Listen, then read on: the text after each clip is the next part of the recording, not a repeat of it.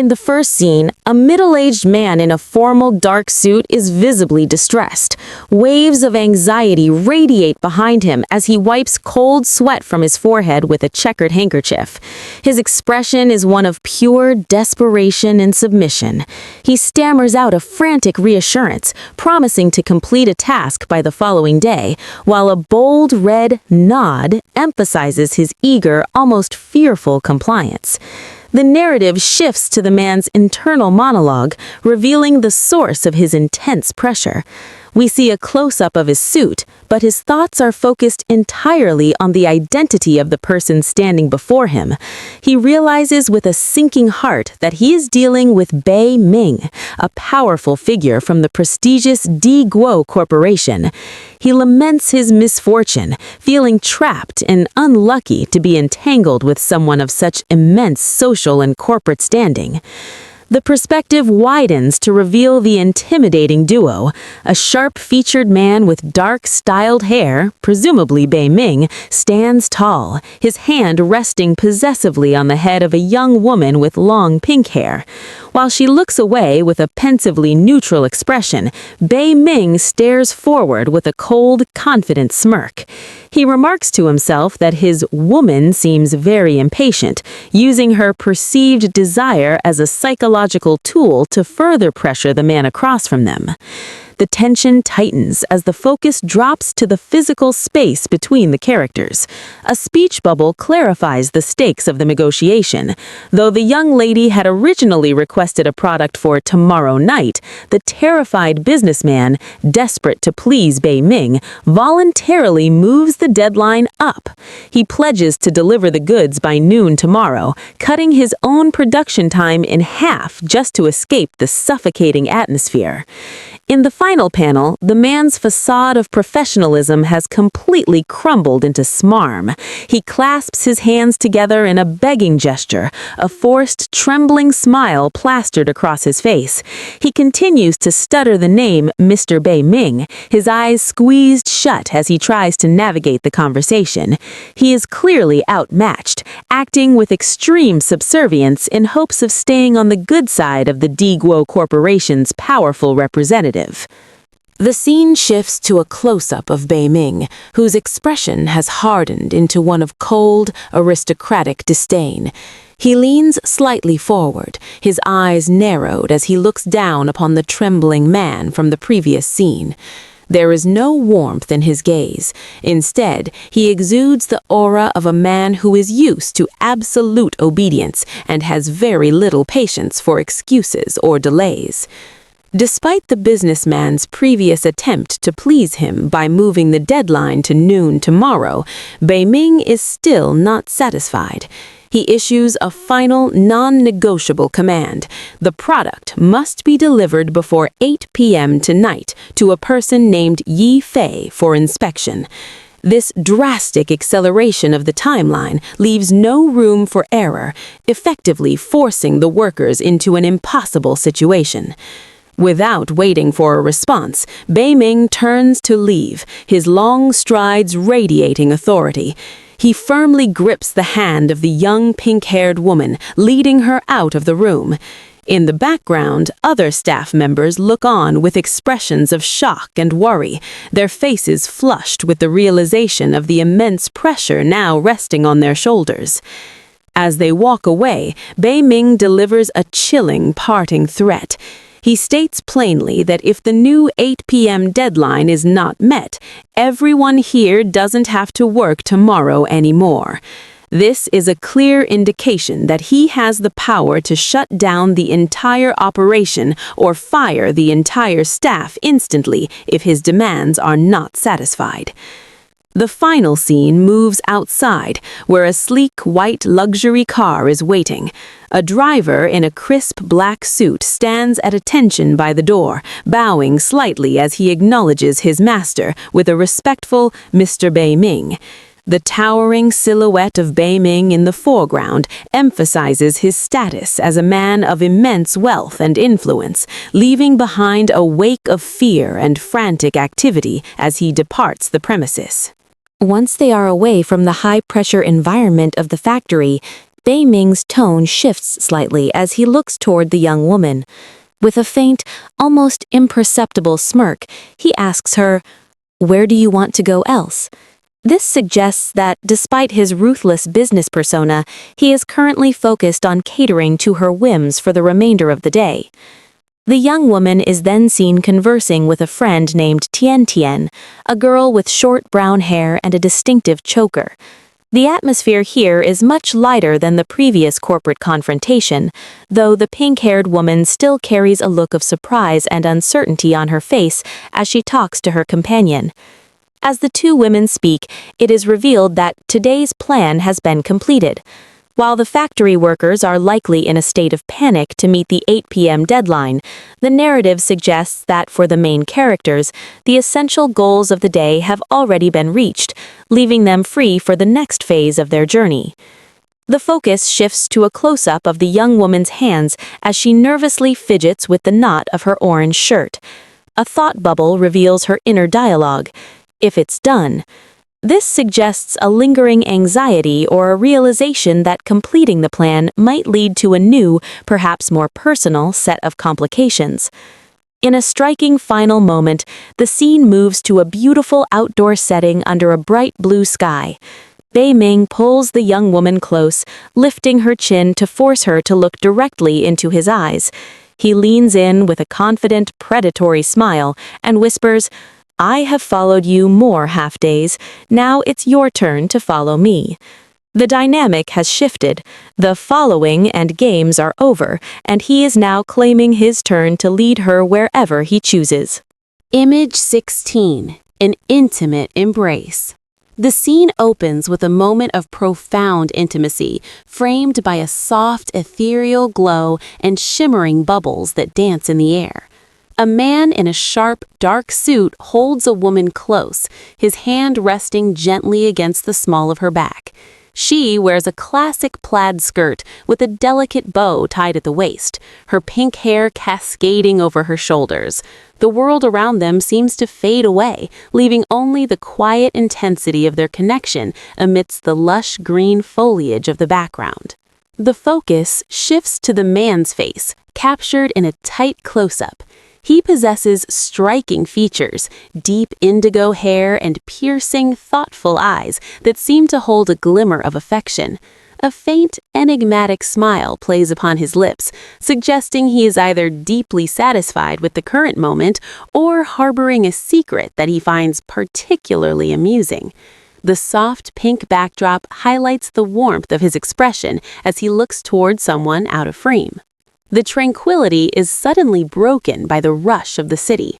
On a bright, sun-drenched day, a white luxury car speeds down the asphalt, its form blurred by its high velocity. The skid marks on the road and the motion lines emphasize the haste of the journey. In the background, a pedestrian crossing sign and a gas station suggest they are in a busy urban area, a stark contrast to the quiet, romantic bubble seen just moments before. Nearby, a young woman with light brown hair styled in twin pigtails stands frozen in surprise. Her eyes are wide with realization, and she instinctively brings her hand to her mouth to stifle a gasp. She is dressed casually in a white t-shirt featuring a cute pink graphic. The look on her face is one of pure astonishment, as if she has just stumbled upon a scene she was never meant to witness. The narrative concludes with the young woman's internal monologue as she processes the shocking discovery. As she watches the couple from a distance, a thought bubble reveals her inner turmoil. It turned out that Kaka and Bei Ming are a couple. No wonder. It seems she still doesn't want to let others know this, so I have to be careful with my mouth. Realizing the gravity of the secret she now holds, she resolves to stay silent, understanding that the relationship between Kaka and the powerful Bei Ming is a hidden truth that must be protected. The atmosphere remains thick with the weight of the secret as a man in a formal black suit and tie approaches the young witness. His expression is calm but authoritative as he looks down at her, breaking the silence by asking if she intends to head back to school. Without waiting for a protest, he offers to take her there himself, his presence leaving little room for refusal under the bright morning sky. Caught off guard by the sudden attention from someone clearly connected to the secret couple, the young woman looks up with a flustered and slightly nervous expression. She clutches her hand to her chest, her fingers brushing against the fabric of her pink graphic tee as she processes the offer. With a hesitant and soft voice, she simply replies, "Yes, sure," accepting the escort despite the lingering shock of what she had just seen. The scene transitions away from the urban tension to the soothing sights and sounds of the coast. The golden light of a setting sun reflects off the gentle waves as they lap against the sandy shore. The rhythmic swish-swash of the tide creates a peaceful interlude, signaling a change in location, or perhaps the passage of time as the day begins to wane into a warm, shimmering evening. As the sky turns into a canvas of pink and orange hues, the focus returns to the primary couple, Bei Ming-ye and Haka. They walk together near the water, their hands interlocked in a firm, protective grip. Haka, looking up at Bei Ming-ye with a mix of curiosity and slight confusion, finally asks the question there has been on her mind: "Where are we going after all?" He leads her forward with a steady gaze, his dark jacket catching the last of the day's light. Standing on the wooden deck of what appears to be a boat or a pier, the pair continues their walk into the evening. Bei Ming-ye's destination is finally made clear as the words "training school" appear, providing an answer to Haka's earlier inquiry. The hem of Haka's plaid skirt flutters in the sea breeze as they move toward this mysterious next chapter of their hidden journey together. Haka stops in her tracks, her pink eyes wide with confusion and concern. She repeats the words in her mind. Training school? Is he talking about this island? The realization that she might be trapped on a remote island for training begins to set in, casting a shadow over the beautiful sunset. Suddenly, the roar of an engine draws their attention to the water. A sleek boat speeds away toward the horizon, leaving a white wake behind it. Kaka watches in panic, shouting after it, "Hey, we still haven't boarded the boat!" as she realizes their only means of transport is leaving without them. The panic deepens as Kaka stands alone against a backdrop of radiating light. Her mind races with fearful possibilities. She thinks to herself, "Canoes have gone. What we have to do tonight? Could it be? Tonight, Bei Ming-ye will—" She trails off, clearly terrified of being left alone with him as night falls. Bei Ming-ye senses her fear and reaches out, catching her chin between his fingers to force her to look at him. He towers over her, a small, knowing smirk on his face as he looks down into her startled eyes. Kaka stammers, "You deliberately," realizing that the boat's departure was likely part of his plan all along. The scene ends with Bei Ming-ye standing close to her, his hand casually tucked into his pocket as he confirms her suspicions. He replies coolly, "That's right, don't you see it?" He makes no effort to hide the fact that they are now stuck together on the island, leaving Kaka to wonder what the training truly entails. The scene opens under a soft, sprawling sunset that paints the sky in shades of pale pink and gold.